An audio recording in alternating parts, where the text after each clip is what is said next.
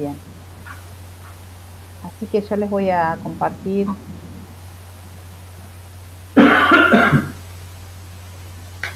el acta, que dice así: en el día de la fecha, ya empezamos mal con el día, perdonen. Jueves 30 de abril de 2020, y siendo las 10 horas, se reúnen en una comunicación virtual organizada por el área de TICS de la Facultad de Ciencias Exactas de la UNSPBA, el Tribunal Especial de Tesis nombrado por el Honorable Consejo Académico según RD 015/20 y homologada por Resolución de Consejo Académico 009/20, e integrada por los profesores Dr. Gustavo Castellano, FAMAC, Universidad Nacional de Córdoba; Dr. Alejandro Balda Ochoa, de la Universidad Nacional de San Martín; el Dr. Fernando Lanzini, de la UNSPBA, con el objeto de evaluar el trabajo de tesis titulado Dosimetría por fibra óptica basada en vanadatos de itrio europio más 3, presentada por el licenciado Nahuel Facundo Martínez Clemente, DNI 32.885.587, con objeto de optar por el título de doctor en física, de acuerdo al reglamento de dicho posgrado y a la RD 043/20. Se encuentran también en comunicación el doctor Martín Santiago y el doctor José María Massa, director y codirector de la tesis presentada; el doctor Alejandro González, director del doctorado en física; el señor Cristian Clasadonte, responsable técnico de esta instancia y quien suscribe y firma; doctora Paula Juliana, vicedecana a cargo de la Secretaría de Investigación y Posgrado como autoridad de la facultad. Habiendo leído este acta, damos comienzo a la defensa y acordamos la lectura del dictamen para el día de hoy a las 16:30 horas. ¿Está todo correcto? Él dice, damos por comienzo. Damos comienzo. Correcto. Vamos a compartir esto. Bueno, ahora sí, cuando ustedes quieran. Listo, entonces. Bien. Yo estoy listo, sí.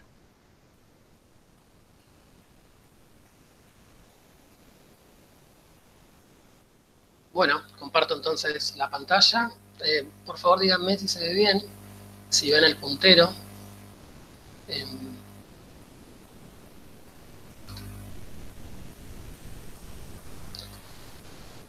¿Ahí ven correctamente la presentación? Sí. Recién aparece, sí. Bien, tal vez tenga un poco... creo que es por la presentación de la pantalla, no debería haber tanto delay. ¿Y el puntero también se ve? A los saldos, pero Sí. se ve. Bien. Sí, se ve. Bueno, damos comienzo entonces. Les voy a hablar de mi trabajo doctoral, titulado Dosimetría por fibra óptica basada en vanadato de itrio. Este trabajo se realizó en el grupo de óptica de sólidos del Instituto de Física Arroyo Seco, perteneciente a la Universidad Nacional del Centro de la Provincia de Buenos Aires. Fue dirigido por el doctor Martín Santiago y codirigido por el doctor José Massa. Se realizó en el marco de una beca doctoral del CONICET. Y para comenzar les voy a relatar brevemente cómo va a estar ordenada la presentación.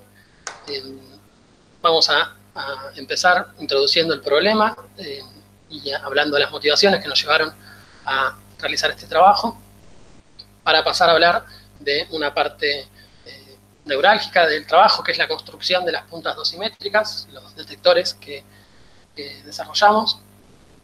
Y luego voy a comentar los resultados, a diferencia de lo puesto en el escrito, para intentar de que sea más dinámica la presentación, hablando primero del desarrollo experimental de cada una de las mediciones que realizamos y luego los resultados que encontramos respecto de las propiedades dosimétricas en una primera instancia y respecto de la respuesta angular en una segunda instancia, en donde también mostraré los resultados de las simulaciones computacionales con las que comparamos los resultados experimentales.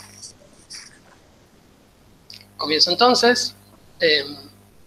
La radioterapia es un tipo de tratamiento que se utiliza para tratar el cáncer, donde se utiliza radiación ionizante que puede interactuar con las células de manera directa o indirecta y se basa en el principio de radiosensibilidad, por el cual generalmente las células tumorales son más radiosensibles que las células sanas, y proteger en distintas estrategias que permiten proteger a los tejidos sanos para que la radiación incidente produzca el menor daño posible en ellos, entre los que se encuentra el fraccionamiento de la dosis total prescripta para permitir que el tejido sano se recupere.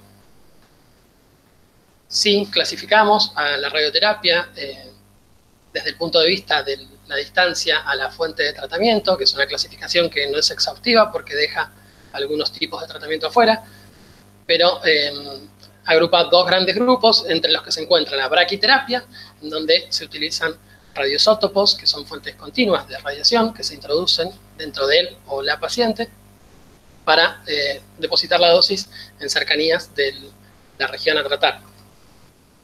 La teleterapia, en cambio, es un tipo de tratamiento donde la fuente se ubica de manera externa y se usan tanto fuentes continuas, como el caso de las bombas de cobalto, como fuentes pulsadas de radiación, como pueden ser los aceleradores lineales, que es donde nos centramos en este trabajo.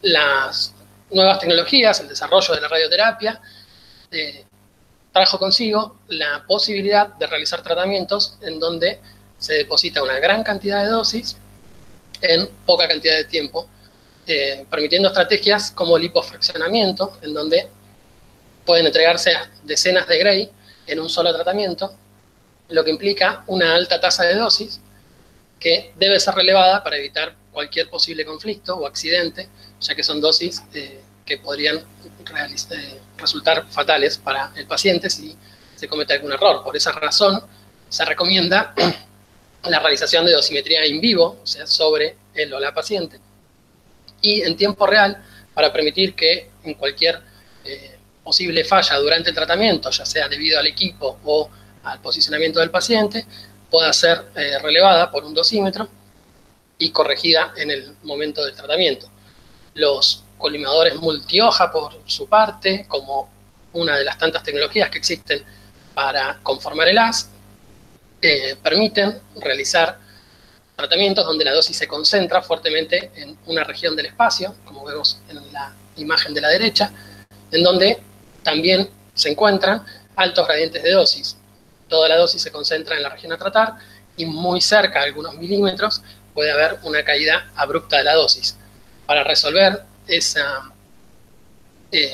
la diferencia de dosis en esas regiones, esos altos gradientes de dosis, es necesario contar con dosímetros que tengan alta resolución espacial. Existen diversas técnicas para realizar dosimetría en vivo. Entre ellas, la dosimetría por fibra óptica resalta por su robustez, su inocuidad, consta de fibras plásticas que no van a perturbar la interacción del haz de radiación con el paciente, y su potencial bajo costo. La dosimetría por fibra óptica se basa en el uso de un centellador que, acoplado en el extremo de una fibra plástica, emitirá luz cuando interactúe con la radiación incidente, y esa luz viajará, esa señal luminiscente, por la fibra hasta un detector que puede alojarse fuera de la sala de irradiación, protegiéndolo de las altas radiaciones que podrían dañarlo. Esta técnica tiene como principal obstáculo la presencia de una señal espuria, denominada efecto STEM, que se debe a la interacción de la radiación con la fibra óptica plástica, la que puede generar tanto efecto Cherenkov por electrones superlumínicos que ingresen a la fibra, como fluorescencia propia de la fibra. A esas dos contribuciones sumadas se las llama efecto STEM, y puede viajar tanto hacia el detector luminiscente como hacia el volumen activo.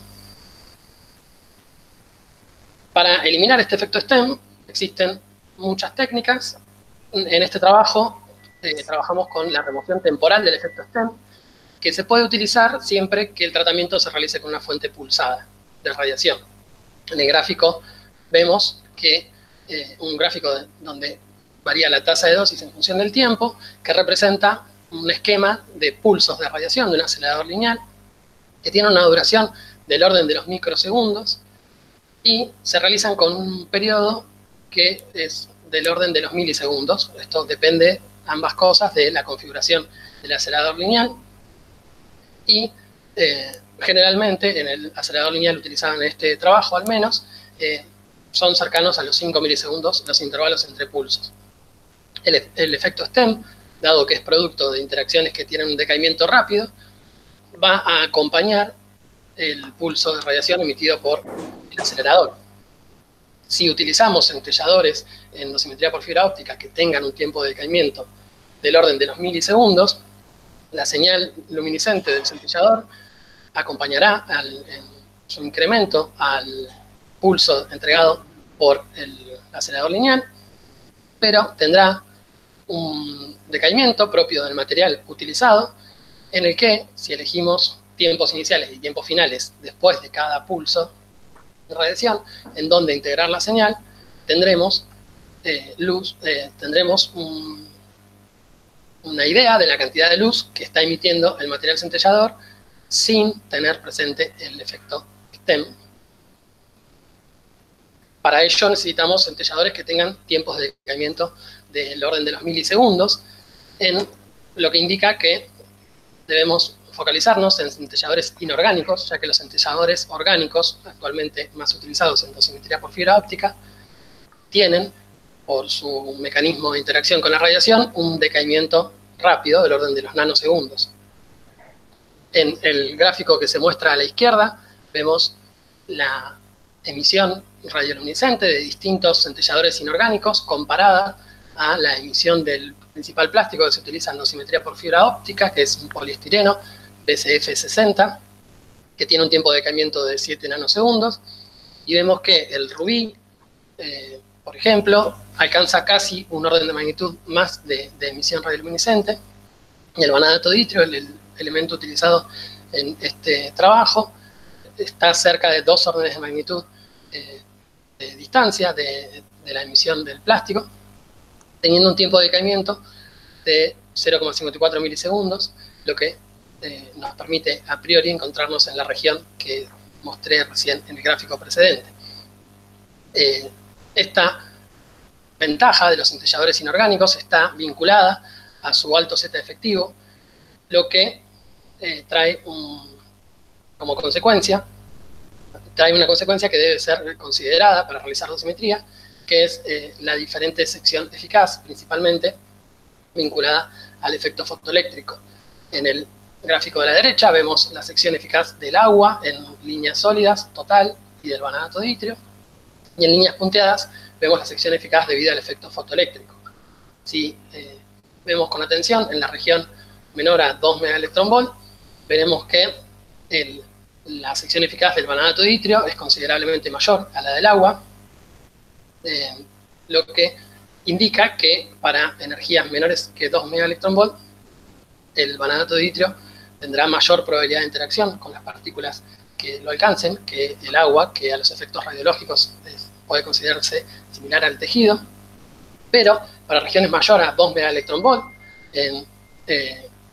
como lo que se encuentra presente en tratamientos de campos pequeños, donde la interacción se da principalmente con el haz primario, vemos que las secciones eficaces, tanto del vanadio de itrio como la del agua, coinciden fuertemente, indicando la posibilidad de que en esas condiciones el vanadio de itrio pueda responder de manera tejido equivalente, que es algo que se requiere en dosimetría. Este alto número atómico efectivo también nos produce un apantallamiento del haz dentro del volumen activo, del volumen sensible de detección.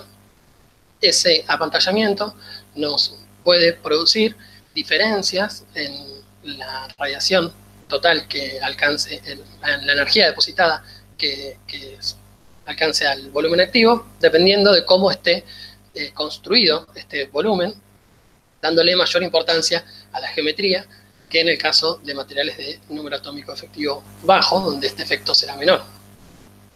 Para caracterizar esa respuesta, que va a estar vinculada a la incidencia angular del haz de radiación por las distintas combinaciones respecto a la geometría del volumen activo, realizamos mediciones experimentales y simulaciones computacionales. Monte Carlo, que es un método que usa una técnica probabilística que puede calcular la energía depositada en algún material, en una geometría que se diseña a tal efecto, simulando la energía depositada de fotones, electrones y protones. Utilizamos un software llamado Penélope, que se utiliza hace más de 20 años para realizar simulaciones computacionales, que tiene la característica de incluir toda la física en el problema, que nos va a dar un dato teórico de la energía absorbida en el volumen de interés. Y no utilizamos métodos de reducción de varianza con el fin de considerar toda la física del problema, como fue descrito, y tener estos datos teóricos para poder compararlos a nuestros datos experimentales y proponer un modelo que explique la dependencia angular observada. Pasamos entonces, ahora sí, a la parte experimental del trabajo. Las puntas dosimétricas construidas constan de una fibra óptica de 15 metros de longitud, a la cual, después de pulirle los extremos, se le conectó un conector SMA en el extremo que se conecta al fotodetector, y en el otro extremo se construyó un volumen activo de distintas formas geométricas. La fibra óptica tiene un núcleo de polimetil metaquilato de diámetro de 0,98 milímetros y está recubierta por una vaina oscura que impide la filtración de luz. Las distintas geometrías estudiadas son las que se muestran en pantalla. Se realizaron volúmenes activos con formas cilíndricas de 2 y 1 milímetro de altura y volúmenes esféricos de 2 milímetros de diámetro. Los cilindros de 2 milímetros de altura se realizaron utilizando vanadato de itrio en polvo. El material se presenta en un aspecto blancuzco con un tamaño de grano de 5 micrones. Y se confeccionaron esos cilindros utilizando solo ese polvo y también puntas dosimétricas donde se utilizó una mezcla de polvo con pegamento, donde 1/3 del volumen en peso quedó compuesto de vanadato de itrio y 2/3 de pegamento. Esa misma técnica de mezcla de polvo y pegamento es la que se utilizó para realizar las puntas dosimétricas de volumen activo esférico, las que se realizaron utilizando un molde que generó ese volumen activo. El pegamento es depurado por luz ultravioleta, permitiendo que el curado se realice a través de la fibra óptica en la que se colocó el volumen activo. Y realizamos también una geometría fabricamos puntas dosimétricas con una geometría que llamamos corteza, que es se compone de un núcleo de polimetil metacrilato de 1,42 milímetros aproximadamente de diámetro, recubierto por una capa de polvo y pegamento que en su conjunto resultan en una esfera de 2 milímetros de diámetro. En la figura de la derecha se muestra un detalle de la punta dosimétrica cilíndrica de 2 milímetros como ejemplo, donde se ve el polvo de vanadato de itrio que fue compactado dentro de un tubo compuesto de la misma vaina que recubre el polimetil metacrilato, el cual fue sellado para evitar filtraciones de luz y recubierto por una pintura opaca que impide también que impermeabiliza todo el conjunto. El volumen activo en este caso final fue de 1,6 milímetros cúbicos. Para adherir el conjunto de la vaina y el volumen activo a la fibra se utilizó pegamento de curado ultravioleta.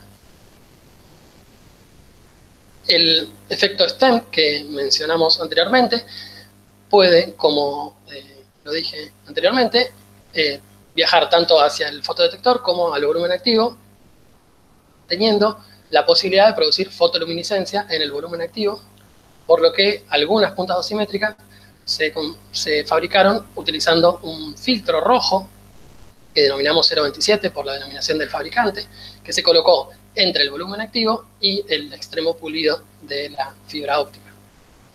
Este filtro recorta longitudes de onda mayores a 600 nanómetros, permitiendo el paso de la luz emitida por el vanadato de itrio, pero impidiendo que la luz proveniente del efecto Cherenkov, en este gráfico vemos la intensidad normalizada para el efecto Cherenkov, que es la principal componente del efecto STEM, que decae con la longitud de onda al cubo, y vemos la intensidad que tiene la región de excitación del vanadato de itrio, que se encuentra entre 250 y 350 nanómetros, y el filtro evita que las longitudes de onda provenientes de esta región, menor a 600 nanómetros, alcancen el volumen activo, lo que se puede ver en las figuras de la derecha, donde se ilumina la fibra óptica antes de la colocación del filtro, con una luz blanca, siendo a simple vista de color verde, y luego de colocar el filtro se puede ver que las longitudes de onda que pasan son mayores. Esta tabla es un resumen de las puntas dosimétricas construidas para este trabajo, en donde se listan todos los elementos que caracterizamos, donde hay puntas dosimétricas cilíndricas compuestas de vanadato de itrio sin pegamento, que tanto con como sin filtro rojo. También fabricamos puntas dosimétricas de mezclas de polvo y pegamento, cilíndricas de 2 milímetros y 1 milímetro de altura. Y, como mencioné anteriormente, puntas dosimétricas de volumen activo esférico y corteza, la cual también se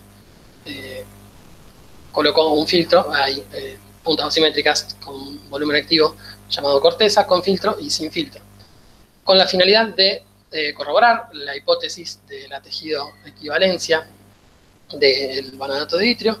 Se fabricaron puntas dosimétricas con volúmenes activos de otros materiales con distinto número atómico efectivo, de tetraborato de litio, que tiene un número atómico efectivo cercano al del agua, y de oxisulfuro de gadolinio, que presenta un número atómico efectivo mucho mayor al del vanadato de itrio. Pasamos entonces a la parte de los resultados obtenidos. Vemos en primera instancia la dependencia con la dosis acumulada que fue relevada para el vanadato de itrio. Estas mediciones se realizaron en laboratorio, ya que es necesario entregar una gran dosis al material para evaluar su performance. Estas mediciones se realizaron utilizando una fuente de electrones provenientes del estroncio 90, colocada en un contenedor de plomo, sobre el cual se colocó el vanadato de itrio, el cual fue irradiado durante aproximadamente 15 horas para entregar una dosis de 40 Gray. La luz emitida por el vanadato de itrio viajó por la fibra óptica hasta un tubo fotomultiplicador que, conectado a una placa adquisidora de datos, nos permite obtener los datos en una computadora. Este equipo es el mismo que se utiliza en las facilidades, debiendo ser transportable. Y los resultados que obtuvimos para la dependencia con la dosis acumulada se muestran en pantalla. Vemos que la respuesta es aproximadamente estable, teniendo en el comienzo un incremento en el comienzo de la irradiación. Eso se puede ver en el inset, donde se ve ampliado, que hay una diferencia porcentual entre el valor de estabilización, que se alcanza cerca de los 25 Gray, respecto del comienzo de la irradiación, cercana al 5%. Esta dependencia con la dosis nos indica que debemos tener algunos cuidados para utilizar y caracterizar el vanadato de itrio en dosimetría.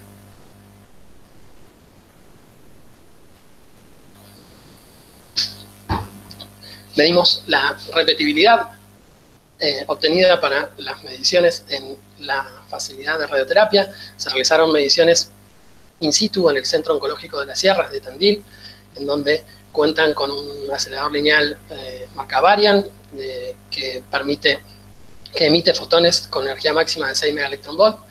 Esta facilidad nos permitió, en los tiempos que fue posible, debido a que es un centro oncológico en funcionamiento, realizar mediciones in situ, en donde se colocó un fantoma cúbico de 30 centímetros de lado sobre la camilla de tratamiento, el cual se ubicó a una distancia fuente-superficie de 100 centímetros, ubicando el volumen, la región sensible del detector, el centellador, en una profundidad de 1,42 centímetros del agua, utilizando un tamaño de campo de 10 por 10, graficado en gris en la figura.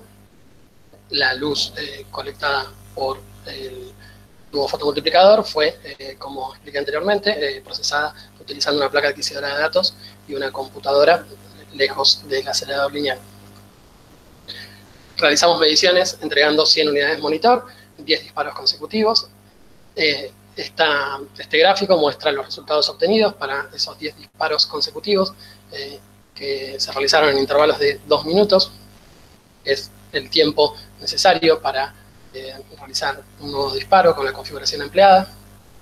Y vimos que la respuesta del material es con una buena aproximación constante, cercana al 100%, con una desviación pequeña, menor al 0,5%.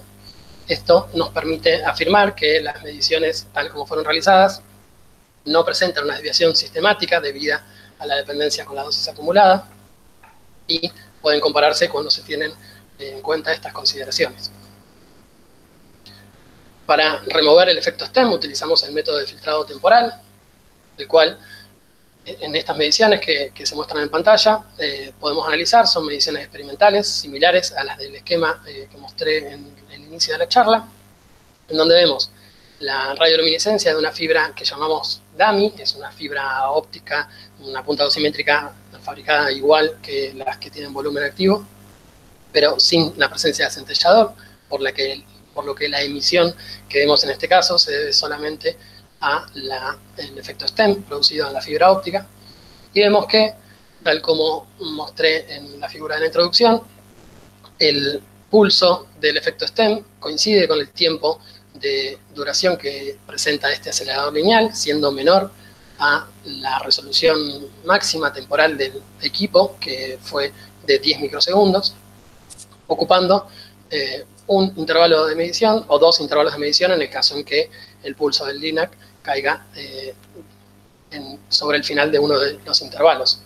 El periodo para este LINAC con la configuración luego del último comisionamiento fue de 6,2 milisegundos. Y en el gráfico de la derecha vemos también la radioluminiscencia en función del tiempo, pero de la punta dosimétrica con volumen activo basado en vanadato de itrio. En estos casos, el pulso debido al STEM está presente, pero al finalizar la irradiación del acelerador lineal, solamente se encuentra presente la señal proveniente del vanadato de itrio. Estos son los intervalos de integración que elegimos. En estos gráficos puede observarse mejor el mismo efecto. Lo que se encuentra graficado es la suma de todos los pulsos, aproximadamente 2.000 pulsos durante las 50 unidades monitor que se entregaron en estas mediciones, tanto para la fibra dummy como para la fibra de vanadato de itrio.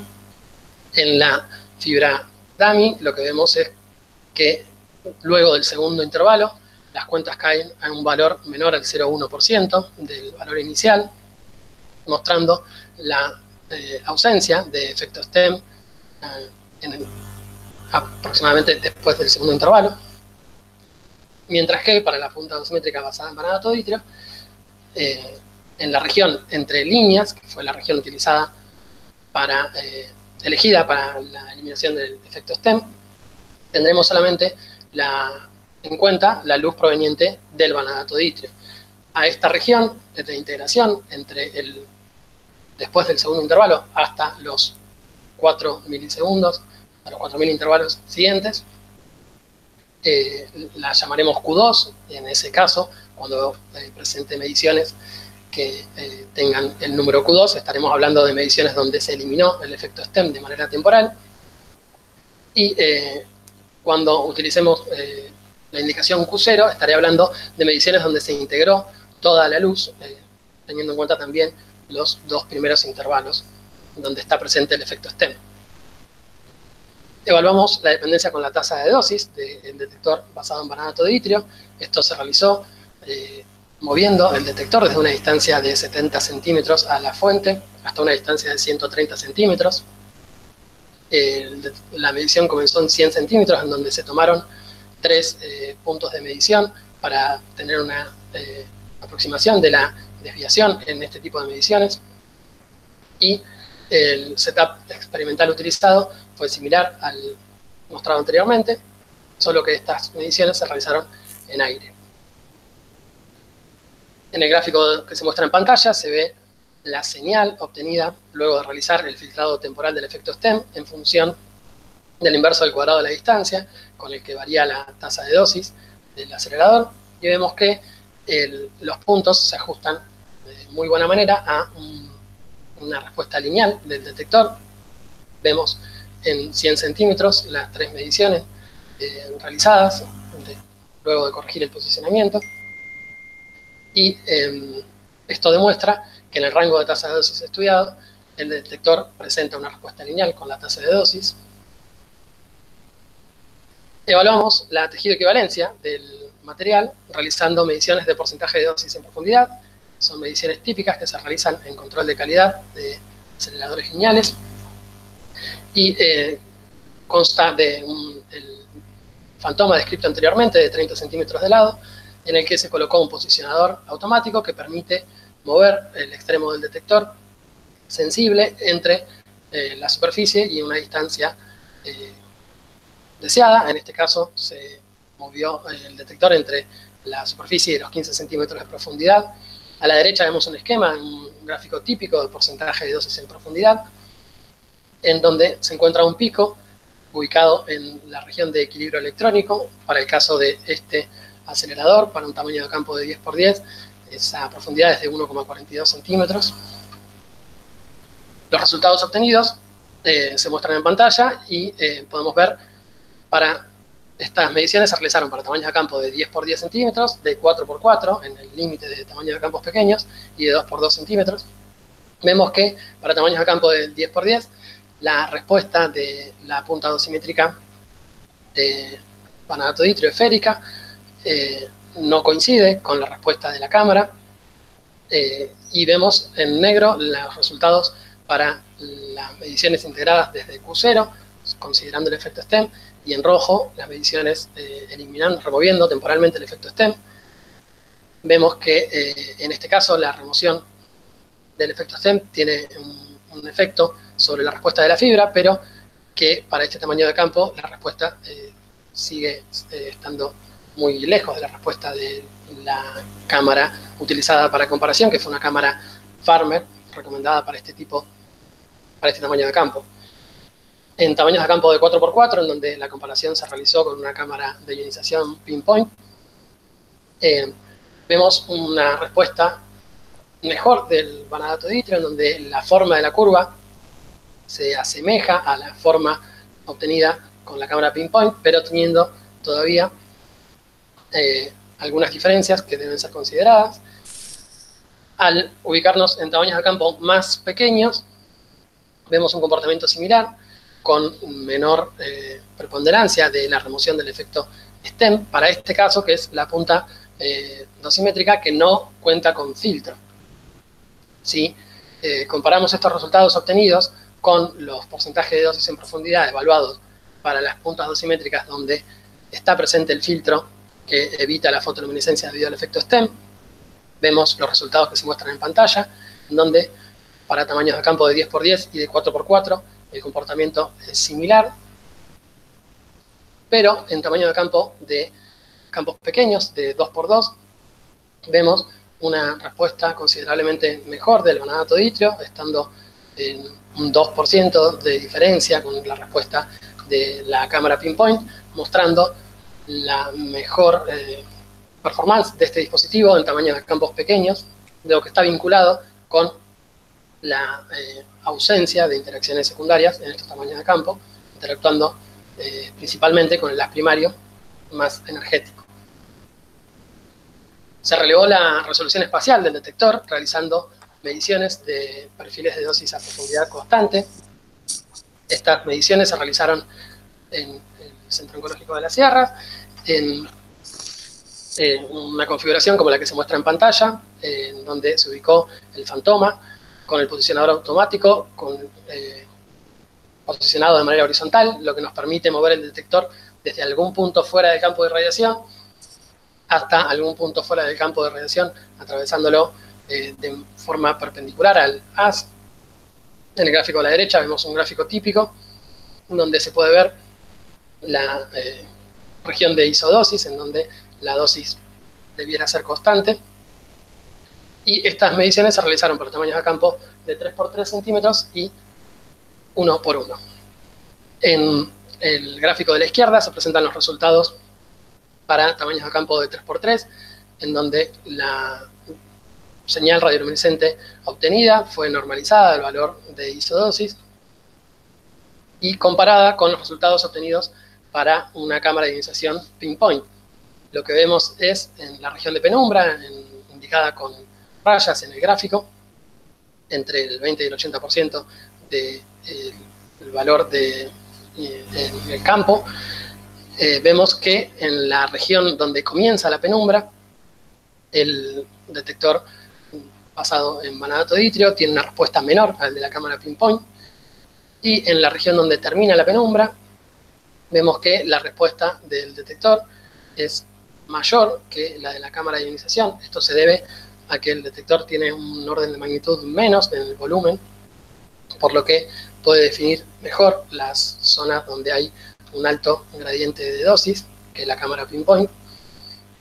Lo mismo puede observarse para un tamaño de campo de 1 por 1, donde la respuesta del detector estuvo por debajo de la cámara pinpoint en el comienzo de la penumbra, y por encima, sobre la penumbra. La región redondeada nos indica la incapacidad de este acelerador lineal de generar una penumbra más abrupta, donde para este tamaño de campo no se logra una región de isodosis. Esto demuestra la buena resolución espacial del detector estudiado. Para evaluar la hipótesis sobre la posible tejido de equivalencia del vanadato de itrio en tamaños de campos pequeños, se analizaron otros centelladores inorgánicos de interés. Estos centelladores tienen un número atómico efectivo muy distinto al del vanadato de itrio. En el caso del oxisulfuro de gadolinio es de aproximadamente el doble del vanadato de itrio, mientras que el tetraborato de litio es aproximadamente el tejido equivalente, teniendo un número atómico efectivo muy cercano al del agua. Y lo que obtuvimos en unas primeras mediciones, en donde analizamos la posibilidad de utilizar el método de filtrado temporal del efecto STEM para estos materiales, es lo que se muestra en pantalla, donde se ve la radioluminiscencia promedio en cada intervalo para estas puntas dosimétricas basadas en tetraborato de litio, oxisulfuro de gadolinio y vanadato de itrio, en donde no se presentan los primeros dos intervalos, donde está presente el efecto STEM, para observar lo que pasa con el centelleo de cada material, y vemos que para el tetraborato de litio la respuesta es pobre, teniendo varias órdenes de magnitud menos de emisión radioluminiscente que lo que se obtiene con el vanadato de itrio, además de presentar un tiempo de decaimiento rápido de alrededor de algunas decenas de microsegundos, 24 microsegundos, no permitiéndonos realizar mediciones debido a la baja señal proveniente de este detector. En cambio, con el oxisulfuro de gadolinio, que presenta una emisión, un orden de magnitud mayor que el vanadato de itrio y un tiempo de decaimiento similar de 0,6 milisegundos, pudimos realizar mediciones y, en particular, medimos el porcentaje de dosis en profundidad para este detector, observando una respuesta similar a la obtenida con el vanadato de itrio, en donde para tamaños de campo grandes la respuesta es mucho mayor, no coincide con la de la cámara de ionización, teniendo en cuenta además que lo que se muestra en el gráfico de porcentaje de dosis en profundidad para esta punta dosimétrica, que el efecto STEM presenta una baja participación en las curvas, ya que coinciden aproximadamente las curvas con y sin el efecto STEM, mostrando la baja proporción que tiene debido a la alta eficiencia de este material para ese tamaño de campo. En tamaños de campo de 4x4 y de 2x2 observamos un comportamiento similar al obtenido con el vanadato de itrio, demostrando la hipótesis considerada en la que la interacción con la radiación secundaria es la que produce esa sobreestimación del material. Evaluamos también la respuesta angular del detector. Esto se hizo tanto experimentalmente como con simulaciones computacionales. Voy a hablar primero de los resultados experimentales. La respuesta angular se midió en dos configuraciones. Esta es la primera de ellas, en donde el volumen activo se colocó con el eje de la fibra, ubicado de manera perpendicular al plano de rotación del gantry o cabezal del acelerador lineal, que se introdujo dentro de un fantoma cilíndrico de 5 centímetros de altura y 3 centímetros de diámetro, ubicándolo fuera de la camilla para evitar la producción de radiación secundaria, utilizando un tamaño de campo de 2×2. Estas mediciones se realizaron en intervalos de 15 grados, desde 0 grados a 180 grados de incidencia. En la figura de la derecha se muestra el gantry posicionado en 0 grados. Los resultados se muestran en el gráfico de la derecha, en donde vemos la cantidad de cuentas totales que llegaron a en cada una de las mediciones realizadas, en donde se irradió el detector con 50 unidades monitor, y podemos ver en cada punto el total de cuentas que llegan luego de remover el efecto STEM para cada una de las posiciones estudiadas, 0 y 180 grados, para los 4 detectores que se muestran en pantalla, donde tanto la punta esférica en azul como las puntas cilíndricas de 2 y 1 milímetro presentan una baja dependencia angular, lo mismo con el volumen activo denominado corteza, en donde se ve que la dependencia angular es menor al 5%, mostrando una buena performance del dispositivo en este caso. Sin embargo, al medir la dependencia azimutal, en la que colocamos la fibra óptica con el eje dentro del plano de giro del acelerador lineal, como se muestra en la pantalla, esto se realizó utilizando un fantoma cilíndrico, exactamente igual al anterior, solo que con una perforación realizada de manera perpendicular al eje del fantoma. Se realizaron también mediciones entre 0 y 180 grados en intervalos de 15 grados para esta configuración, y los resultados obtenidos se muestran primero para las puntas con simetría cilíndrica, ya que presentan una diferencia grande respecto a lo que se obtuvo con las puntas dosimétricas de volumen activo de simetría esférica. En este caso, se muestra en el gráfico de la derecha la respuesta de las puntas dosimétricas de simetría cilíndrica, en donde el cilindro compuesto de vanadato de itrio de solo polvo presentó una dependencia angular muy grande, cercana al 40%, que contradice lo esperado para esta geometría, en la que podríamos esperar simetría alrededor de 90 grados. Esto indica la presencia de algún fenómeno que no puede ser considerado a simple vista, que es lo que estudiamos.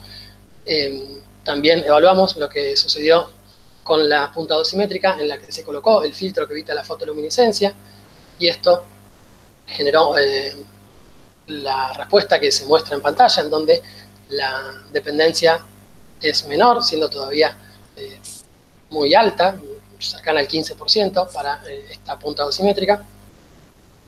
Y para las puntas dosimétricas de volumen activo, donde hay mezcla de vanadato de itrio y pegamento, vemos una respuesta mejor, donde la dependencia con la dosis alcanza valores cercanos al 10%, siendo todavía valores prohibitivos para utilizar en dosimetría. Sin embargo, para los volúmenes activos esféricos que construimos, tanto para la punta dosimétrica llamada esférica como la evaluada denominada corteza, vemos que la dependencia angular para la configuración azimutal arroja los resultados que se muestran en pantalla, en donde ninguno de las dos puntas dosimétricas presenta una dependencia con la dosis, una dependencia con el ángulo de incidencia mayor al 5%, siempre, en todos los casos es menor, mostrando la mejor adaptación de estas puntas dosimétricas, a esta geometría de volumen activo, a esta configuración. Para analizar lo que sucede con la fotoluminiscencia producida por el efecto Cherenkov en el volumen activo, realizamos mediciones de todas las puntas dosimétricas ubicadas de manera que la fibra se colocó en la región donde estará ubicado el haz, en la posición de 180 grados, atravesando el isocentro, y el volumen activo se colocó sobre la camilla en un blindaje, utilizando plomo de 5 centímetros, bloques de plomo de 5 centímetros de espesor, evitando la llegada de la radiación al volumen sensible. Las fibras fueron colocadas de manera que el punto de isocentro donde se interactuó la fibra con la radiación proveniente del acelerador lineal está ubicado a aproximadamente 1,5 metros de la región sensible del volumen activo, y estas mediciones se realizaron en intervalos de 15 grados, desde 35 grados hasta 165 grados. Esto es debido a la configuración empleada, en la que el cabezal del acelerador lineal no nos permite movernos en ángulos más pequeños que 35 grados. Y los resultados que obtuvimos se muestran en pantalla, en donde vemos primero la señal obtenida para la fibra llamada dummy, sin volumen activo.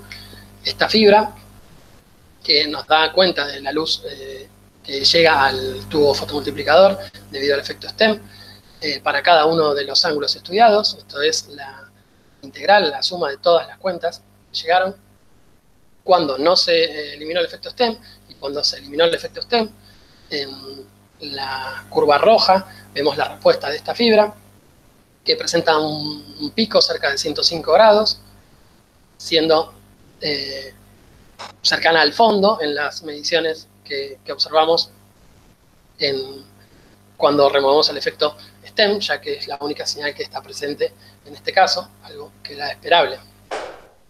Cuando evaluamos lo que sucede en comparación con las otras geometrías evaluadas, vemos al mismo gráfico anterior, en donde están los resultados para la fibra dummy en rojo, comparados con lo que sucede con la punta dosimétrica esférica, graficada en azul, en donde la respuesta está también integrada en todas las cuentas que llegan. Vale destacar en este gráfico que no está normalizado, a diferencia de los gráficos anteriores, la señal graficada, por lo que estamos hablando de cuentas totales en cada uno de los casos. Y vemos que para el volumen activo cilíndrico de 2 milímetros sin pegamento, este es el que presentaba mayor dependencia angular, la señal a partir de los 105 grados difiere de lo obtenido para el dummy, siendo levemente superior cuando no eliminamos el efecto STEM, y cuando realizamos la sustracción del efecto STEM por el método temporal, vemos lo obtenido en las curvas de celeste para la punta cilíndrica de 2 milímetros, en la que se ve que para ángulos menores a 90 grados, la señal sigue presente, algo de señal, más allá de la señal del efecto STEM, por lo que esta señal está proveniendo del material centellador, aunque no haya sido irradiado el volumen activo. Esto indica la presencia de fotoluminiscencia debido al efecto STEM en el volumen activo para esta fibra, que también se observa para la punta esférica, pero en menor proporción. Y en negro vemos también la comparación con la fibra dummy, cuando nos da una idea del valor de fondo de esta medición. Cuando comparamos los resultados obtenidos para las puntas cilíndricas con sin filtro, que son las que pudimos construir, dado los métodos de fabricación elegidos, vemos que la respuesta de la punta dosimétrica con filtro es muy similar a la obtenida para la fibra dummy, estando por debajo de la punta dosimétrica que no tiene el filtro entre el volumen activo y la fibra óptica, siendo muy interesante lo que sucede cuando removemos el efecto STEM en las curvas celeste y naranja, indicadas con Q2 en el gráfico, en donde la respuesta de la punta dosimétrica cilíndrica de solo polvo con filtro demuestra la correcta eliminación de la fotoluminiscencia, ya que para los ángulos donde está presente la fotoluminiscencia, para la punta dosimétrica sin filtro, en esta punta dosimétrica no se ve una emisión importante. Sí hay algún cambio en la curva que podríamos atribuirlo a la incapacidad del filtro de eliminar completamente la luz. Pero esto demuestra una muy buena respuesta eliminar la fotoluminiscencia producida en el volumen activo debido al efecto STEM. Para proponer un modelo que permita explicar esa dependencia angular obtenida para las puntas dosimétricas, realizamos simulaciones Monte Carlo utilizando el software Penélope, en donde se reprodujo la configuración utilizada in situ, en la que se colocó un fantoma de 5 centímetros de altura por 3 centímetros de diámetro de polimetil metacrilato, con un volumen activo cilíndrico ubicado en el centro, coincidente en el eje donde fue ubicada la fuente a 100 centímetros de distancia, que emitió 4 por 10 a la 9 fotones que reprodujeron la presencia de un campo de 2 por 2 en el plano ubicado a 100 centímetros de la fuente. Estas simulaciones se realizaron girando el conjunto fantoma-volumen activo cada 15 grados en un ángulo alfa alrededor del eje Z, lo que equivale a cambiar la posición de la fuente como fue realizada en el experimento. La geometría construida se muestra en detalle en estas figuras que no están a escala. Se utilizaron volúmenes activos, se simularon volúmenes activos cilíndricos de 1 milímetro de altura y de 2 milímetros de altura, siempre con 1 milímetro de diámetro, en donde el ángulo alfa de rotación es el que se muestra sobre el eje Y. Esto es una vista de corte en el plano XY, mirando desde Z, en donde vemos al volumen activo introducido dentro del fantoma de polimetil metacrilato. En esta posición, la fibra óptica coincidiría con la ubicación del disco A. Cada uno de los cilindros fue seccionado en discos de 0,5 centímetros de altura para evaluar lo que pasa en distintas regiones de los cilindros. El disco A, en todos los casos, será el que esté más cercano a la presencia de la fibra óptica, la que no fue simulada, debido a que principalmente está compuesta de polimetil metacrilato, el mismo material que el fantoma, considerando que los 1,5 centímetros que se encuentran entre el borde del fantoma y el volumen activo son suficientes para simular la presencia de la fibra. En ambos casos, la fibra óptica coincidirá con la posición de la fuente para ángulos de 0 grados, en donde el disco A se encontrará más cercano. Lo mismo para el cilindro de 2 milímetros de altura, compuesto de 4 discos, que se muestra a la derecha. Vemos primero los resultados integrados para los 4 discos en cada uno de los volúmenes activos. Esta curva muestra la energía depositada normalizada al valor de 180 grados para los cilindros de 2 milímetros de altura, graficados en negro, y de 1 milímetro de altura, graficados en rojo, en donde los bastones de error representan la dispersión obtenida en Monte Carlo. Y vemos que para el caso del volumen activo cilíndrico, tal como es de esperarse debido a la configuración que presenta simetría alrededor de 90 grados, se muestra un pico en la región de 90 grados. Algo similar ocurre para el cilindro de 1 milímetro de altura, teniendo menor apantallamiento, por lo que el comportamiento es similar, pero la dependencia angular observada teórica es considerablemente menor. Cuando evaluamos lo que sucede en cada uno de los discos, se ven los resultados que se muestran en pantalla, en donde vemos la energía depositada en el disco A, graficada en negro, en comparación a la que se obtiene en el disco B. El disco A, como mencioné anteriormente, es el que se encontraría más cerca de la fibra óptica, para la posición de 0 grados, también más cerca de la fuente. Vemos que hay una diferencia. Perdón, me parece que perdimos a uno de los jurados. Bien. ¿Esperamos un cachito? Sí, esperemos un minutito porque me parece que uno de los jurados perdió comunicación. Bien.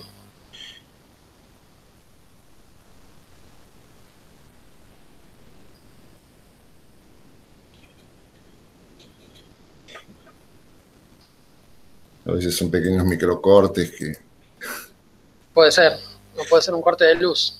Sería más dramático. Esperemos que no. Cuando me fui a dormir se cortó la luz en mi casa. Esperemos que no sea tan grave. No, esperemos que no. A ver.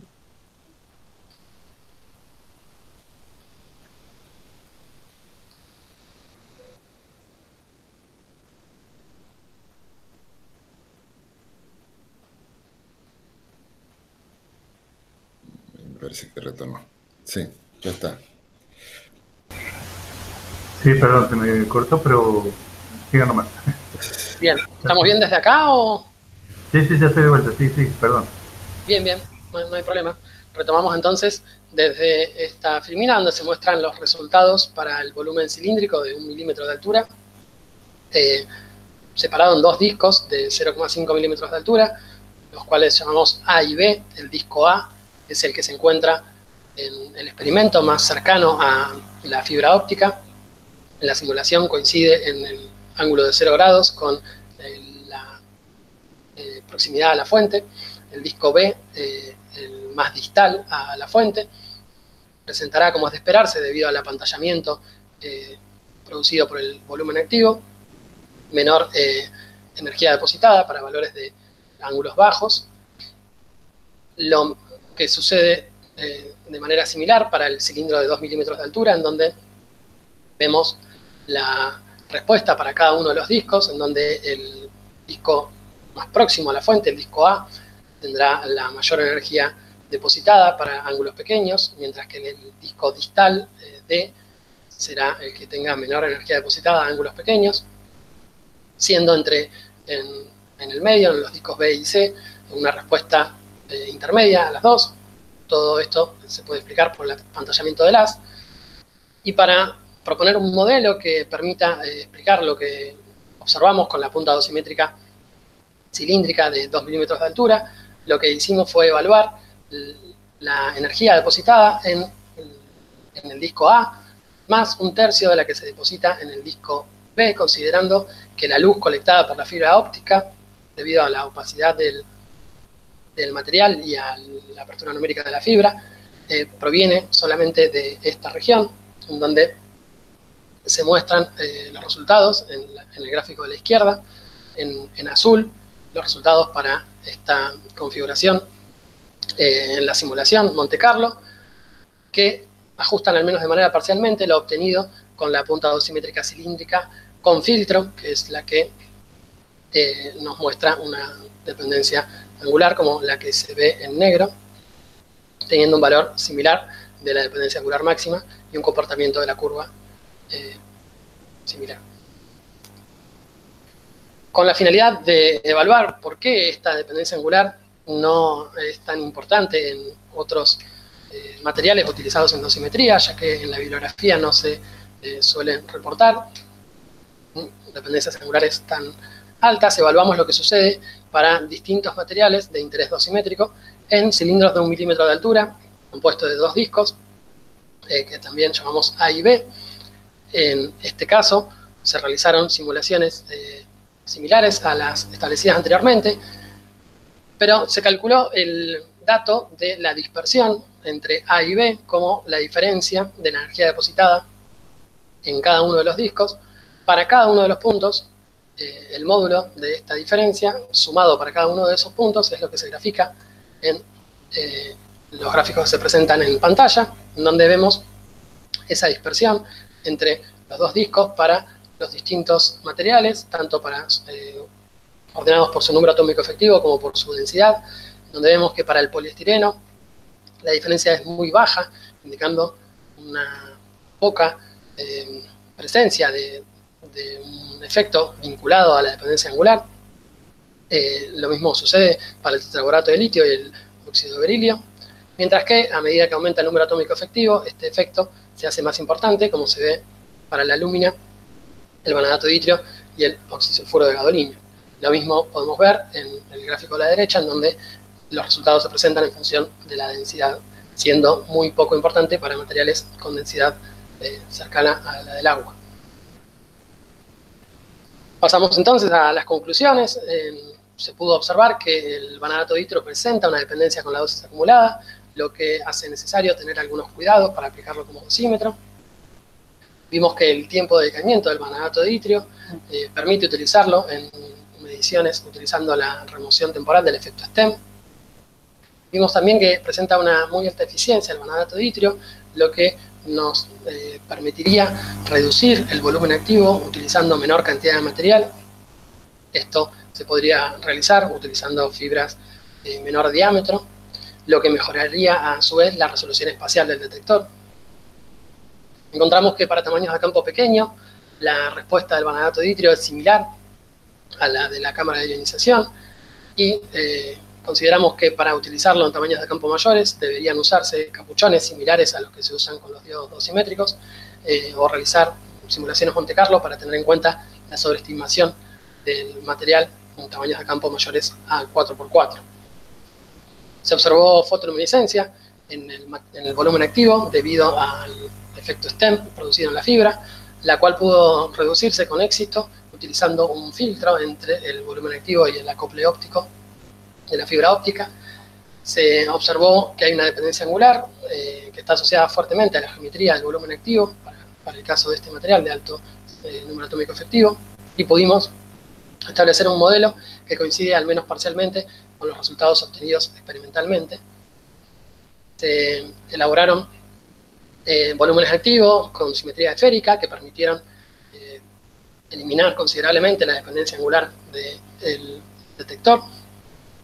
Y por último, durante el desarrollo del trabajo, se publicaron 2 informes vinculados directamente a los resultados que se pusieron aquí, y se encuentra en escritura un informe más, al menos, vinculado a los resultados de este trabajo. Bueno, nada más, gracias y preguntas, y bueno, agradecer sobre todo a la universidad y al CONICET por permitirme realizar este trabajo, a mis directores y bueno, a ustedes por escuchar. Bueno, muchas gracias, Nahuel, por la exposición y la defensa de tu tesis. Y ahora creo que los jurados tienen su tiempo para hacer las preguntas que consideren apropiadas. Así que no sé quién quiere empezar.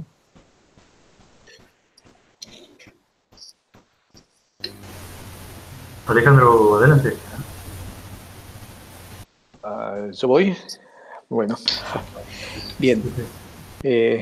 A ver, en primer lugar,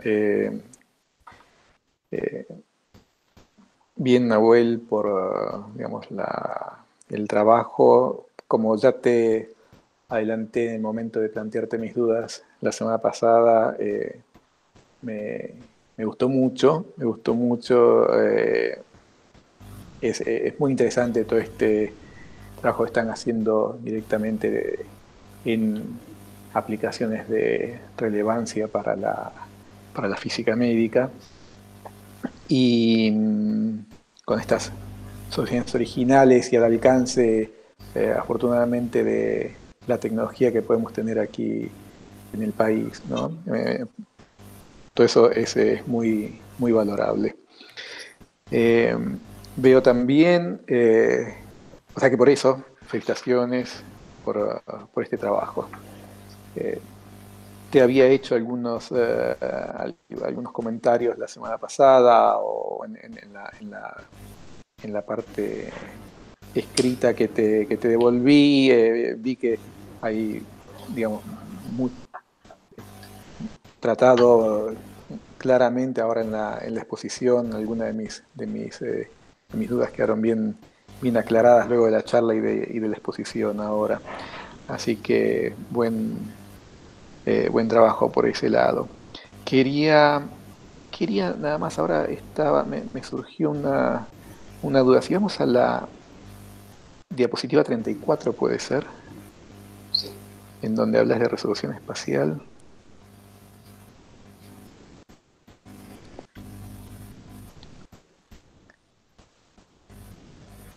Sí. Bien, ahora no había caído en esto.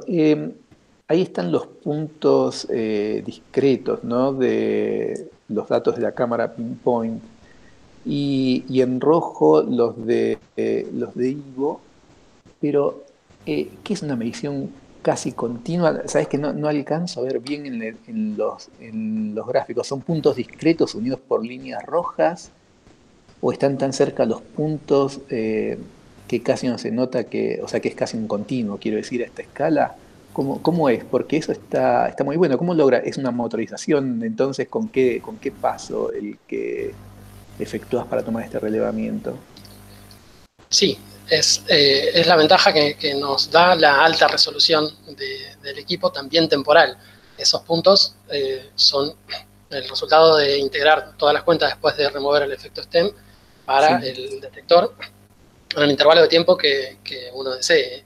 En este caso fue regulado para que con la velocidad del equipo motorizado den como resultado estas distancias. Siempre se puede integrar más cantidad de cuentas si se quiere disminuir el ruido, obteniendo puntos más distantes.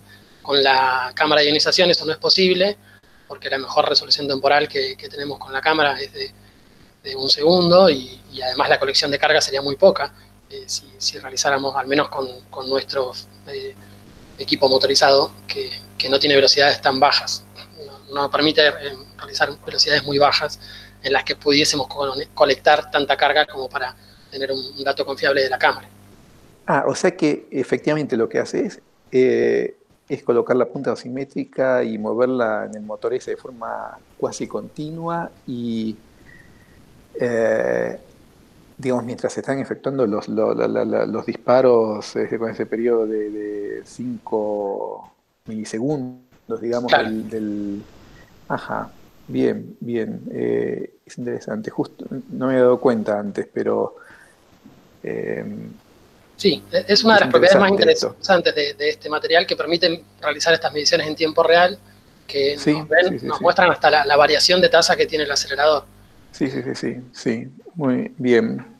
Bueno, después, el tema en las PDDs ese 2% de diferencia que tenés en el mejor de los casos comparado con la pinpoint, eso es admisible para la gente de dosimetría. ¿Esto necesita algún otro tipo de refinación de resultados o se puede hacer alguna especie de calibración por software para compensar? ¿Sabes esto cómo o sea, si esto resulta en un problema de implementación o no, esta diferencia todavía que subsiste del 2%? Sí, de hecho es el problema que estamos tratando de abordar utilizando el vanadato de itrio, pero tratando de generar una configuración donde esta dependencia no sea tan grande. En mi opinión está vinculada a la presencia de partículas de energías menores a 2 megaelectronvolt. Todavía hay fotones provenientes del gantry que no tienen esa energía. Es un problema en dosimetría, pero siempre se podrían hacer las mismas calibraciones que se realizan con los diodos, donde si uno sabe la configuración en donde va a medir, puede evaluar cuánto va a ser esta sobreestimación. Claro, porque este fondo remanente no es solamente la extensión del campo, sino el entorno material, ¿no es cierto?, de la punta. Bien. Sí, es algo en lo que estamos trabajando, particularmente utilizando partículas de nano vanadato de itrio. Estamos actualmente en ese problema. Bien. Y a ver, aquí en esto, llegaste a tener mediciones sin el polvo, perdón, con el pegamento, en este caso. En este caso, no, son las mediciones de la punta cilíndrica de 2 milímetros, solo polvo. Bien, ¿esperarías algún cambio con el pegamento? Sí, menor dependencia por la menor cantidad de vanadato de itrio, pero esas geometrías no las pudimos construir utilizando el filtro por el método de fabricación de la punta, donde usábamos un molde en el que no era posible insertar el filtro y curar el volumen activo en el mismo momento. Claro, bien. Bueno, y después, sí, en el modelo finalmente de Monte Carlo, para hacer una cosa empírica tratando de reproducir la señal experimental con ese modelo 1/3, 2/3 entre los discos A y B, decís que es lo mejor que obtuviste. ¿Cómo fue el método ahí de exploración de modelos? ¿Cuál fue tu figura de mérito para comparar y quedarte con esta configuración finalmente? Sí, se evaluaron varias posibilidades, no se graficaron porque en todos los casos dan un ajuste peor respecto de los resultados experimentales, pero sí, la hipótesis es que no se está colectando toda la luz del volumen activo, entonces comparamos los resultados con lo que se obtiene para el primer disco, y eso da una diferencia mayor, ¿no? No sé si recordás, bueno, están acá cerca, ¿no? Sí. Estos resultados, ¿no?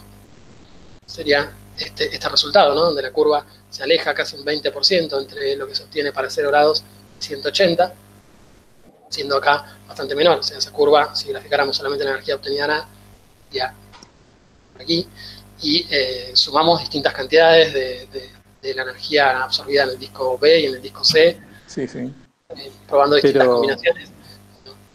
Sí. No, claro, eso. Las otras combinaciones, ¿cómo me diste que alguna especie de desvío cuadrático medio de la curva, máxima diferencia? ¿Cómo evaluaste finalmente que esto era lo que más te gustaba, digamos? Sí, siempre son subjetivas estas mediciones, igual que la diferencia cuando observo los cilindros de distintos materiales, donde hago la diferencia, la distancia entre lo que sucede en A y en B. Sí, en este caso también evalué la distancia entre puntos, sumando siempre el módulo de las distancias de cada una de las curvas. Ajá, bien. Bueno. Sí, y finalmente, el tema, como habías mencionado en algún momento, ¿cómo ves esto, la implementación pues, a una escala ya más práctica, más no sé si llamarlo como algo, o algo similar a eso, o pre-comercial? ¿Cómo ves esta evolución? ¿De qué dependería? Veo por lo que dijiste recién que por un lado ajustar el tema de las dosis, de la exactitud de la dosis, y luego por dónde verías vos que se podría encaminar esto. Sí, yo creo que el principal obstáculo es la tejido equivalencia, que es sobre el que estamos trabajando con estos volúmenes activos compuestos de polimetilmetacrilato y vanadato de itrio, y nano-vanadato de itrio, y si eso diera resultado, la tejido equivalencia ya sí sería algo que me parece ameritaría hacer un prototipo que, como te comentaba la semana pasada, tenga un costo menor, que no utilice un tubo fotomultiplicador. Al tener una señal tan intensa no es necesario, podemos usar detectores que tengan menos sensibilidad, con menor costo, y ese dispositivo debería, a mi entender, es lo que debería caracterizarse para usarlo directamente en las facilidades. Hoy por hoy el desafío está puesto, habiendo logrado la independencia que ocupaba hablar, que era el activo que se va a usar intracavitariamente, ¿no? Eso sería muy importante porque la posición no se conoce. Entonces, habiendo logrado la independencia angular, creo que el paso siguiente es eso, avanzar hacia la tejido equivalencia, aunque al utilizarse en campos pequeños, también podría pensarse en este detector, pero ahí considero que en general es una traba muy grande para los dosimetristas, la no tejido equivalencia. Claro. Bien. Bueno, por mí es todo. Dejo las preguntas a mis colegas y de vuelta felicitaciones. Gracias, Alejandro. Gustavo, ¿quiere seguir usted? Bueno, como no te voy a dar la cara, como corresponde. Bueno, primero que nada, también te quiero felicitar. Tuvimos una charla previa con Nahuel y por el apuro de marcarle las correcciones que tenía en el escrito, me olvidé de decirle que estaba muy clara la presentación y está bien sistematizado el trabajo. Yo por ahí tengo algunas observaciones que me quedaron, pero me dejó muy contento la lectura también, así que te felicito a vos, a tus directores, por supuesto. Ojalá que puedan seguir avanzando en esta dirección. No sé bien cuáles son los planes de cada uno, pero me imagino que mi grupo sí que va a seguir trabajando. Bueno, entonces te marqué algunas algunos errorcitos. La mayoría, como habíamos comentado, son errores de tipeo, errores idiomáticos, estas palabras del inglés que traemos del castellano y que no significan nada. Por ejemplo, hoy te quedó una. Facilidad, sí. Claro, si yo no supiera inglés, me hablaba de la facilidad de usar el equipamiento y no entiendo nada. Lo dije y me acordé. Claro. Bueno, no, es un detalle mínimo, por supuesto. Te hago unas preguntitas menores. Hay una en la figura 3.4, que es la filmina 20 y algo. No sé si lo tenés por ahí. Sí.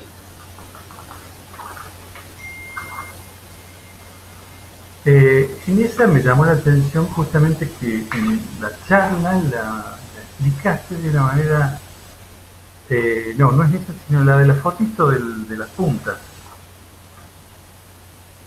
O lo marqué mal. Marqué mal, quizás. Sí, este espectro, perdón. Ese espectro me gustó. Esa figura me resultó muy clara, la anterior, la del espectro. Que no estaba en la tesis. Esta me gustó mucho. Sí, bueno, perdón. Nada más, paréntesis, sí. Esa completa, sí. No, justamente, eso fue lo que yo quería señalarte como algo positivo en la filmina que sigue, donde están las fotos. No sé bien dónde estamos ahora, pero claro, ahí está. Cuando contaste esto, contaste cómo se comunicaba la luz a través de las fibras ópticas, y hoy te entendí.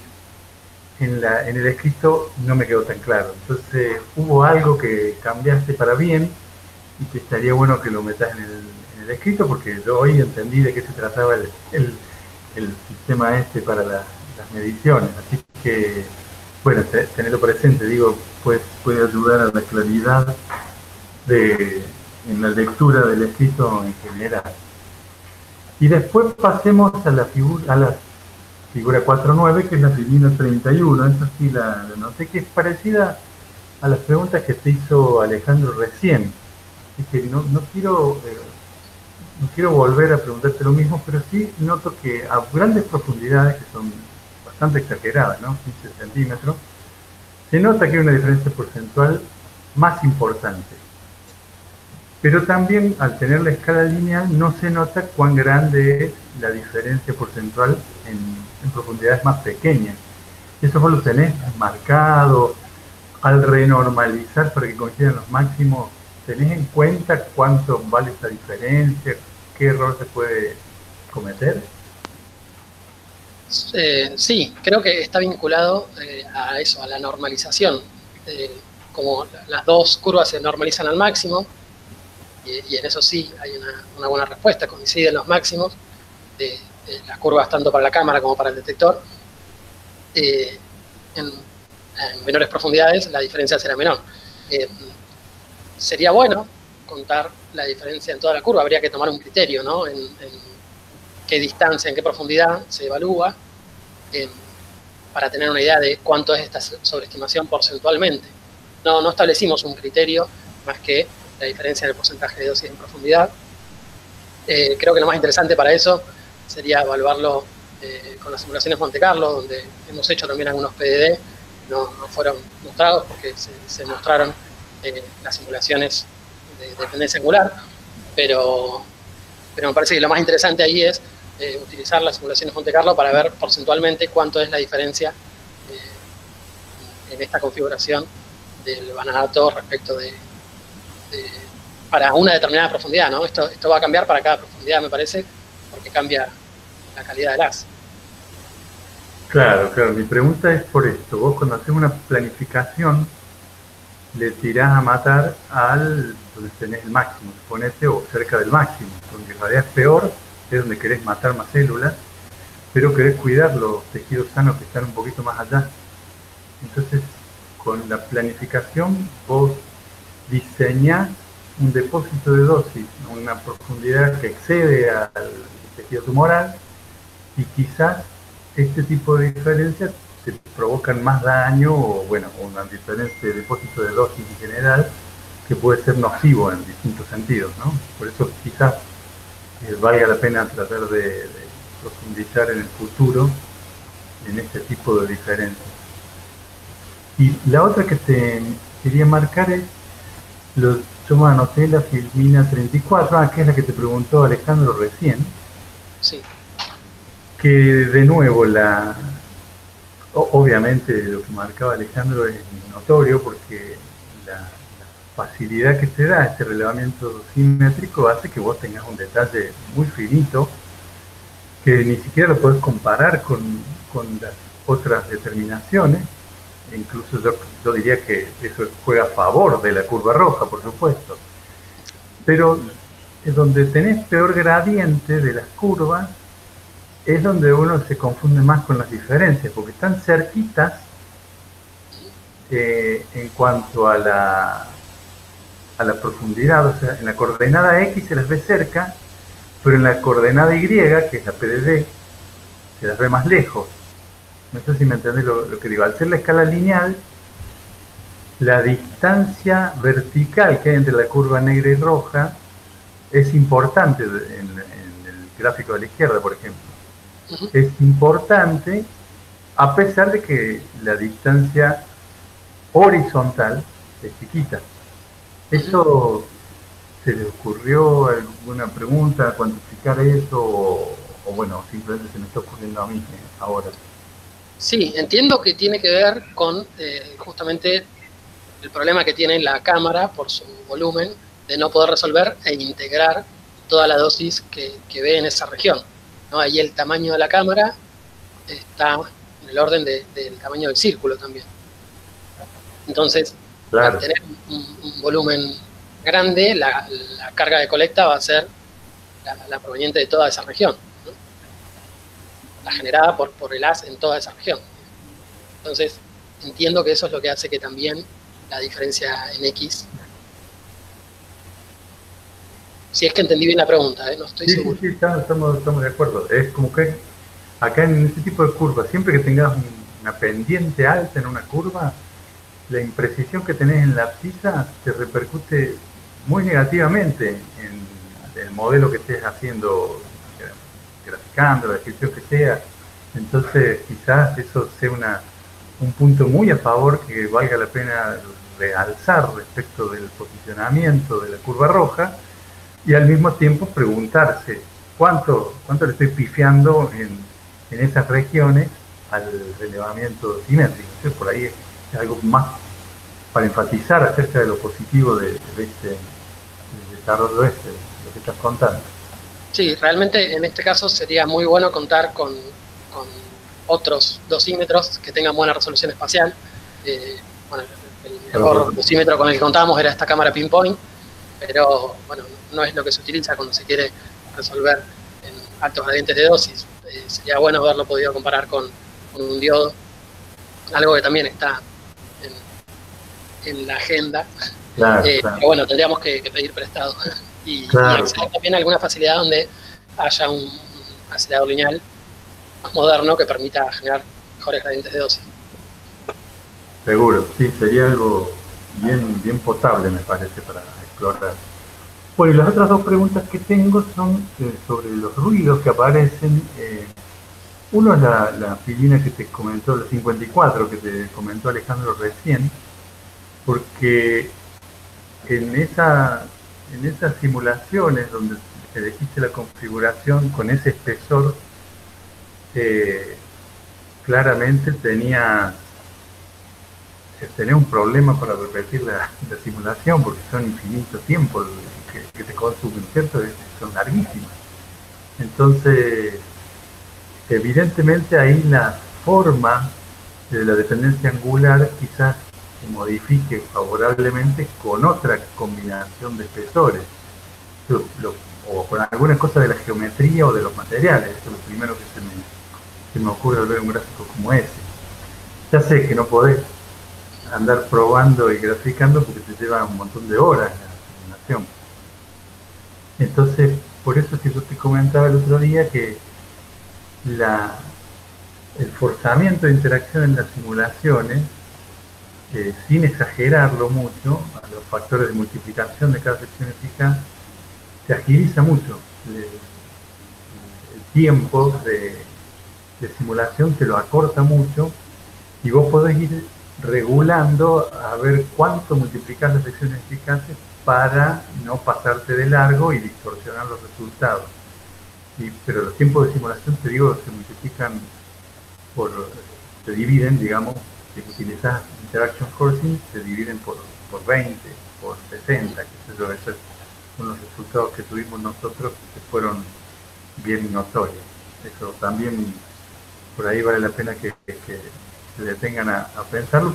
Para los parámetros del procedimiento de interacción, vos podés elegir cada material en el cual multiplicás las secciones eficaces de manera diferente, o no la multiplicás en alguno de ellos y en el otro sí. Eso te nos quedó pendiente el otro día de comentarlo y bueno, quizás valga la pena que lo tengan en cuenta en el futuro. Sí, es muy interesante y es clave también poder mejorar la estadística para utilizar, creo que lo más interesante también sería poder utilizar los espacios de fase que brinda la IAEA para los aceleradores y poder realizar las simulaciones, pero el problema que tienen justamente es que tienen una estadística muy baja. Al ser todo el espacio de fase completo, son archivos muy grandes, pero que contienen 10 a la 7 partículas, 2 órdenes de magnitud menos de las que utilizamos nosotros para simular con esta barra de error. Si pudiéramos realizar algún método de reducción de varianza como ese, sí, sería notablemente mejor seguramente y podríamos usar esos espacios de fase. Perfecto. Bueno, listo, entonces no quiero seguir con las preguntas. Te agradezco mucho y te vuelvo a felicitar a vos y a los directores, por supuesto. Bien, gracias, Gustavo. Bueno, quedo yo. Nahuel, felicitaciones por el trabajo, a vos, a Martín y a José. Me pareció muy concisa la versión escrita. Me habían quedado realmente algunas cuestiones geométricas que no había alcanzado a comprender del todo, me doy cuenta ahora. Pero ahora con los esquemas me ayuda a comprender un poco más. Yo tengo dos preguntas breves, obviamente no soy especialista en el tema. El tema de que, por ejemplo, en las simulaciones uses 4 por 10 a la 9 fotones para cada medida, ¿correcto? Sí. ¿Obedece alguna estadística previa de ese tipo de convergencia? Sí, no pusimos uno en estas simulaciones puede configurar para que la simulación pare a algún error determinado. Si hubiésemos querido que el error de la simulación esté cercano al error experimental, hubiésemos necesitado muchísimas más partículas. Eso lo vimos en distintas pruebas que hicimos. Okay. Las primeras simulaciones las hicimos con 10 a la 8, con 1 por 10 a la 9. Por eso es 4 también el número. Fue un número que nos quedó en el equilibrio del tamaño de bastón de error que nos permitimos, que observamos en las simulaciones, y el tiempo de cálculo que disponíamos. Ok. Bien, y otra pregunta breve, ya para cerrar. No me quedó del todo claro el tema de la dispersión entre las secciones A y B, que veo que yo me había anotado acá para preguntarte eso, si era a un ángulo en particular o estás sumando sobre todos los ángulos, en la parte de... Sí. Perdón, sumo sobre todos los ángulos desde 0 a 180 grados. También es un criterio y yo no obedece a nada más que a cómo habíamos hecho las simulaciones, ya que al haber simetría entre 0 y 360, tiene una idea de todo lo que puede suceder entre 0 y diferencias de esos dos discos. Listo, Nahuel. Sí tengo por ahí algunas sugerencias y anotaciones para mandarte, pero bueno, por ahora está bien. Muchas gracias y felicitaciones. Bien, bueno, muchas gracias, Fernando. Bueno, le quiero agradecer a todos los jurados, a felicitar a Nahuel y a sus directores por el trabajo en la tesis. Y respecto a las sugerencias que tienen los jurados, yo creo que puede incorporarse a un texto definitivo que envíes para su archivo en la facultad, ¿no? En la universidad. Son cosas, me parece, por lo que dicen los jurados, más bien de forma que de fondo. Pero bueno, puede hacerse en este tiempo. Agradezco a todos haber colaborado en estos tiempos complicados y a todas las cosas que no teníamos planeadas. Y bueno, ahora los dejaríamos a los jurados, me parece. Antes me gustaría que terminemos la defensa con el aplauso correspondiente. Muy bien, me parece Muy bien. bien, me parece muy bien.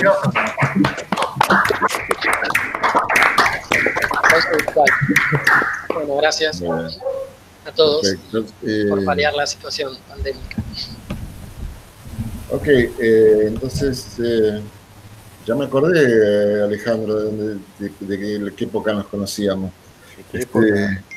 Pero mucho tiempo atrás era. Y hace bastante Era tiempo. cuando yo era docente en mecánica y en física teórica 1. Mecánica 2, creo que era. Creo que era Mecánica 2. Mecánica 2, sí, sí. Creo que sí. Tuve que hacerlo un recuerdo. Qué buena memoria, realmente, porque es más fácil para nosotros, no es inmediato. Claro, porque el alumno era más fácil que el docente. Sí. Alejandro, entiendo que tenemos que dejar el room para los jurados. Exactamente. Bueno, quiero agradecer a los jurados, al doctorado por el esfuerzo que uno de adentro ve que todos tuvieron que poner para llegar a esta instancia. Hubo que implementar desde cuestiones prácticas hasta cuestiones formales que a veces cuestan más, y también a las autoridades de la facultad por todo lo que ayudaron, y bueno, a ver, tenemos que esperar el dictamen, pero felicitaciones, Nahuel. Bueno, Gracias. hasta luego. Y una pregunta, si quisiéramos consultarte alguna cosa, Martín o José, ¿cómo es? Están, claro, la sala ahora queda para nosotros tres, pero si quisiéramos hacer alguna consulta, ¿cómo hacemos? Me parece que la forma más fácil es mandar algún mail o algo. Eso. Estamos atentos al mail, si les parece, estamos atentos al mail y nos conectamos cualquier cosa. Bien. Lo que hago es dejar mi celular.